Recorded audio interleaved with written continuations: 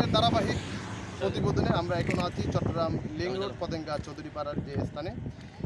চৌধুরীপাড়াতে link রোডের railing কেটে সরকারি বন বিভাগের কিছু গাছপালা মাটির নিচে চাপা দিয়েছে, সেটা আমরা গতকাল নিউজে প্রকাশ করেছি।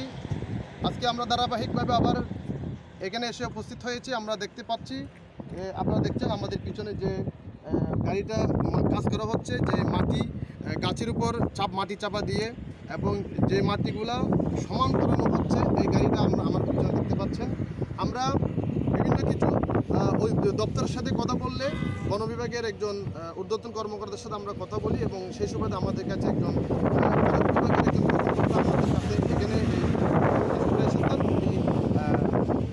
কথা বলার জন্য চেষ্টা করলে কাউকে খুঁজে পাওয়া যাচ্ছে না। আমরা সেক্ষেত্রে যিনি গাড়ি চালক ড্রাইভ করতেছেন, গাড়ি চালাচ্ছেন, আমরা তাদেরকে দেখেছি এবং ফরেস্ট বিভাগের উনি কর্মকর্তা হালিশহর বিডের একজন ভিডিও বিচার এখানে এসে ওনাকে ডাকলো, দেখে আমরা একটু যুক্ত হব। আমরা হালিশহর বিডের যে অফিসারের সাথে একটু কথা বলবো।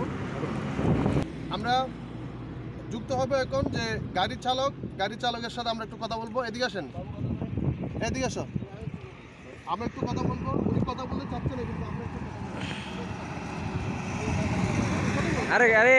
একটু কথা বলেন। তোমার নাম কথা বলতে সময় তুমি তো চুল রাখতে করতে না। আচ্ছা, এটা হচ্ছে একটি সরকারি জায়গা, এরিয়ার জায়গা। এখানে যে জায়গার উপরে যে গাছ গাছালি দেওয়া হয়েছে এটি ফরেস্ট বিভাগের বন বিভাগের। হ্যাঁ, তোমরা এই জায়গার মধ্যে যে মাটিতে দিক চাপা দিয়েছো গাছ গাছালির উপর, এটা তোমাদের কোনো অনুমতি আছে কিনা? স্যার এটা তো আমি জানি না, আমি তো আসছি কালকে রাতে। কালকে রাতে। তোমার মালিকের নাম? মালিকের নাম আমরা যে আনছি এর নাম আপনারা বলছেন জিকু। আমরা এই মুহূর্তে আমরা ড্রাইভারের সাথে কথা বলছি, কথা বলে আমরা জানতে পারলাম এখানে মালিকের নাম হচ্ছে জিকু। জিকুকে আমরা ফোন দিলে জিকু আমাদেরকে বিভিন্ন অজুহাত দেখিয়ে আমাদের ফোনকে এড়িয়ে চলছে।